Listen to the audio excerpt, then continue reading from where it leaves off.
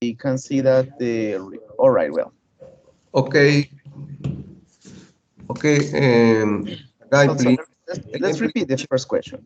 Okay, how do you know if your students understand the concepts of the lesson? All right, well, so as I was saying, there are different ways to see and to realize if the students really understood what we were learning. And one of these ways is their interest in participating, their motivation. I mean, it is this is evident when the students participate, when the students talk, when they ask questions, uh, when they participate from the different tasks. These strategies, let's say, can let us know that they are understanding. But when the students are quiet, when they don't ask, when well, even you ask them if they understood, they answered yes. So maybe there it is possible to see that they didn't really understand. Right? So I think that is one of the way to see if they understood or not. Right? Well, the second one, of course, is through the implementation of this learning, let's say, of this knowledge. So if when we ask students to carry out a presentation, a project, well, a written work, anything, so in the performance in this activity, we can see if they learned or not, right? So those are like the two main situations I use, let's say, to identify their knowledge.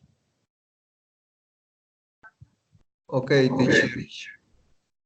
How do you choose what you are going to teach in your class?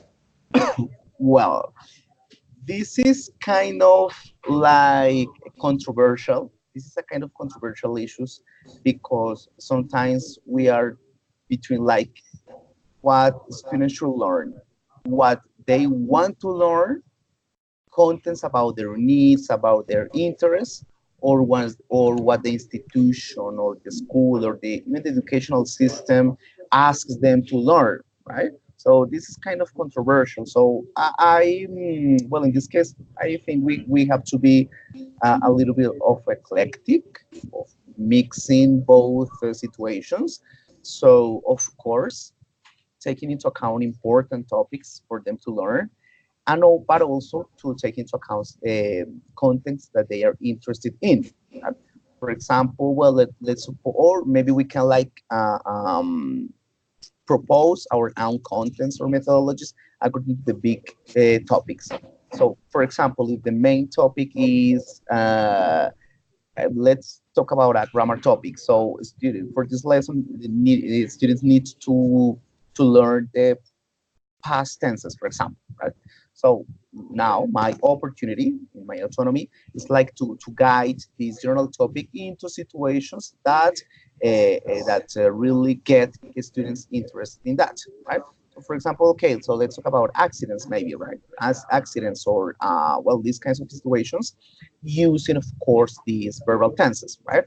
So of course, here we include the vocabulary that maybe are familiar, the vocabulary that is familiar to them, situations that maybe have happened to them. So that in that way, it's gonna be easier for them to talk. So it's a mix of both situations between what they between their needs and their interests and what the institution asks them to learn. Okay, teacher. How do you create an environment that encourages learning in the classroom? Okay, well, here participation is a core topic to encourage learning. We cannot like permit or allow students not to participate if they don't. Sometimes when students don't participate, teachers just don't care about that. If they don't want to talk, you don't want to participate, they just let it pass. but I think that it's important to make them participate. So, well, just to encourage them to do it in different ways, of course. Well, sometimes, for example, let's say students don't have like the enough language, in this case English, to talk.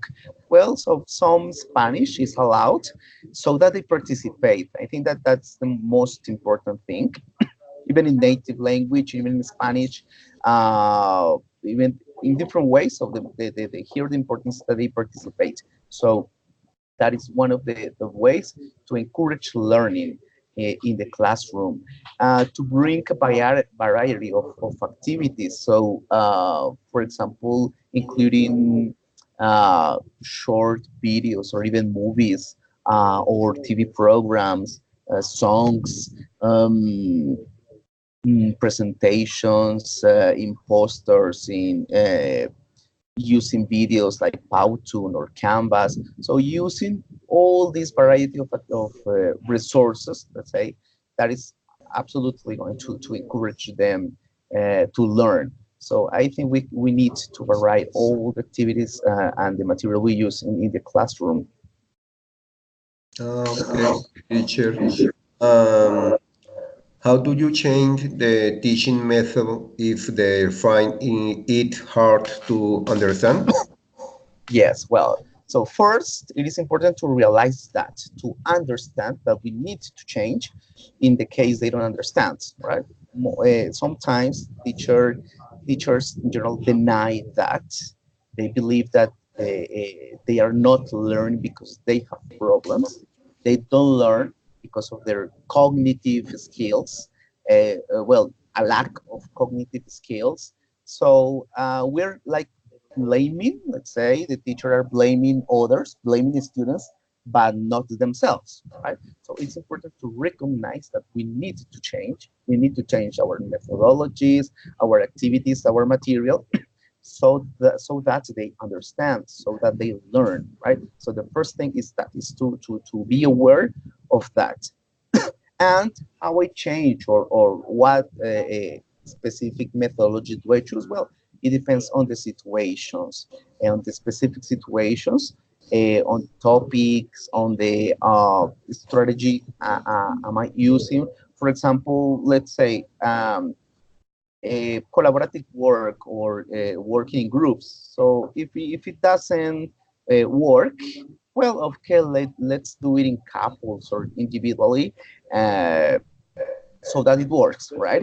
And so according to the methodology or the topics, right? So maybe I proposed a topic, and from the first class I realized that they were not interested in that, so I have to change it immediately, or well, in the second session, after a while.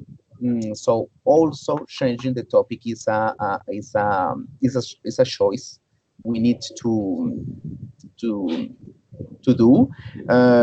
Also the material, right? So maybe, well, it's not all the time the board and the markers, but also, well, instead of explaining on a board, well, let's put the information into a presentation, right? That will be more appealing for them. Um, so in that way, I change my methodology when I realize that they are having like troubles when understanding. Okay, teacher. Um, what would you do to establish a good relationship with students? Okay, well, so well, of course, there are different things we can do in order like to promote a good, an excellent relationship. Well, the first thing is to understand them, to understand the students, what they're thinking about, what they are passing through, where they're living, their problems, their tastes, even that. We need to understand that, and so in that case, the relationship is going to be like more smooth, right? Easier, since they stop like seeing us as just teachers, that there is a boundaries between us, but they can be confident. They can tell us their situations, their problems. So in that way, the situation is going to be better, right? Uh, Providing good advice also, right? It's not advice according to our minds. It's not advice according what we think is correct. Well, of course we need to do it, but not all of the time, right? We can't. We need to be aware that they are young. If we are talking about teenagers or even children, so we need to of course to understand also the context. So if they are children, we need to understand the context of children. If they are teenagers, also, even if they're adults. So according to this context, we need to provide the correct advice, and of course an advice that is not strict, right? So many structures of don't do that, or you're not allowed to do that.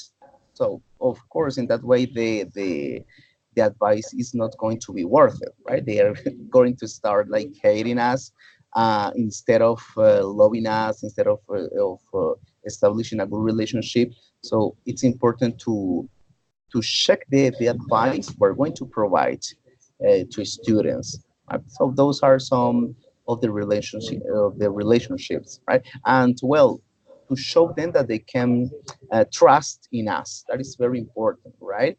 Um, when talking, just not only talking, but also like showing, demonstrating them they can trust in us. And in that way the relationship is going to be better. Okay, teacher. Thank you. Thank you, teacher, for your time. Okay, Gustavo, you're welcome. Bye, teacher. See you, Gustavo. Happy day. Same for you. Thank you.